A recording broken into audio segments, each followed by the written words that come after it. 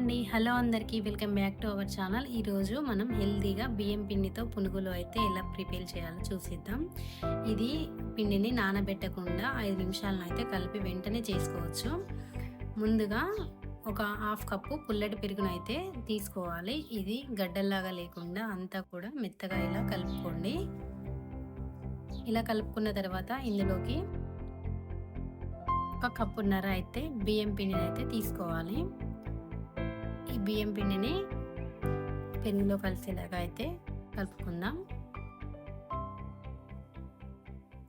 ఇలా కలుపుకున్న తర్వాత ఇప్పుడు మిగతా హాఫ్ కప్ కూడా యాడ్ చేసి ఇది కూడా ఒకసారి అయితే కలుపుకుందాం.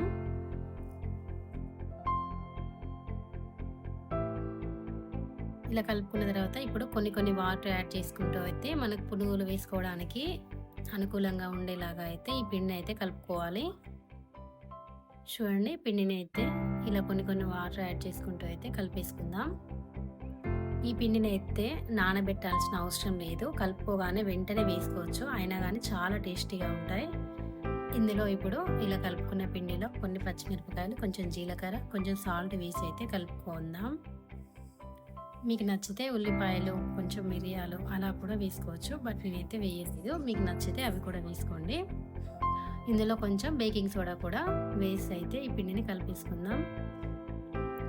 ఇది ఇన్స్టెంట్గా అయితేనే బాగుంటాయి. ఎక్కువ పుల్లవలసిన అవసరం లేదు, ఎందుకంటే పుల్లటి పెరుగు తీసుకున్నాం కదా. ఇప్పుడు వేడి ఆయిల్లో ఇవి చిన్న పునుగుల్లాగా ఇలా అయితే వేసుకోవడమే. చూడండి, మనం వేయగానే మనం పిండిని నానబెట్టకున్నా కానీ మనకైతే ఇవి చాలా బాగా పొంగుతూ అయితే ఎలా వచ్చాయో చూడండి, ఎంత బాగా పొంగుతున్నాయో. ఇవైతే ఈ పునుగులు మనకైతే టేస్ట్ అయితే చాలా బాగున్నాయి. ఒకసారి మీరు ఈ బియ్యం పిండితో పునుగులు ట్రై చేస్తే ఎప్పుడు కూడా మైదా వాడకుండా ఇలా బియ్యం పిండితోనే అయితే చేస్తారు. ఇవైతే మనం బ్రౌన్ కలర్ వచ్చేంత వరకు అయితే వీటిని కాల్చుకోవాలి.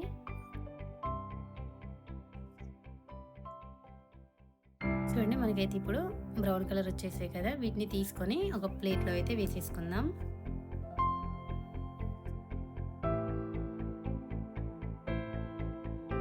చూడండి, మిగతా పిండిని కూడా ఇలాగే పునుగుల్లాగా అంత పిండిని కూడా వేసేసుకోండి.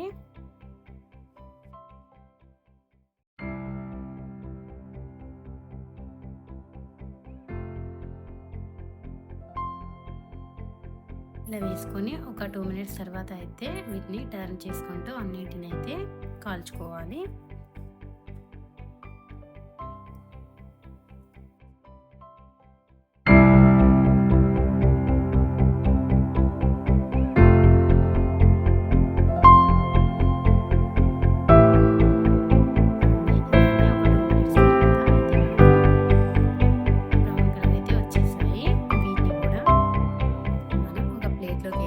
తీసేసుకుందాం.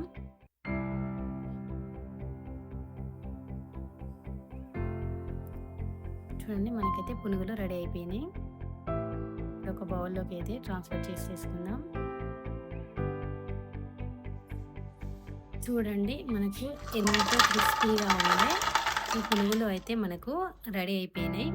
చూడండి, లోపల అయితే ఎంత సాఫ్ట్గా కాలాయో, చాలా పొంగుతూ అయితే కరకరలాడుతూ ఎంతో టేస్టీగా వచ్చాయి.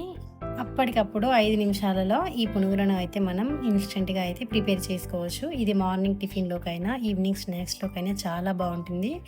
వీటికి పల్లీల చట్నీ అయినా టమాటా సాస్ అయినా చాలా టేస్టీగా ఉంటుంది. ఒకసారి ట్రై చేయండి ఈ హెల్తీ రెసిపీని. వీడియో నచ్చితే లైక్ చేయండి, షేర్ చేయండి అండ్ సబ్స్క్రైబ్ కూడా చేసుకోండి. మరిన్ని వీడియోస్ కోసం నా ఛానల్ అయితే ఫాలో అవుతూ ఉండండి. Thank you for watching. Bye.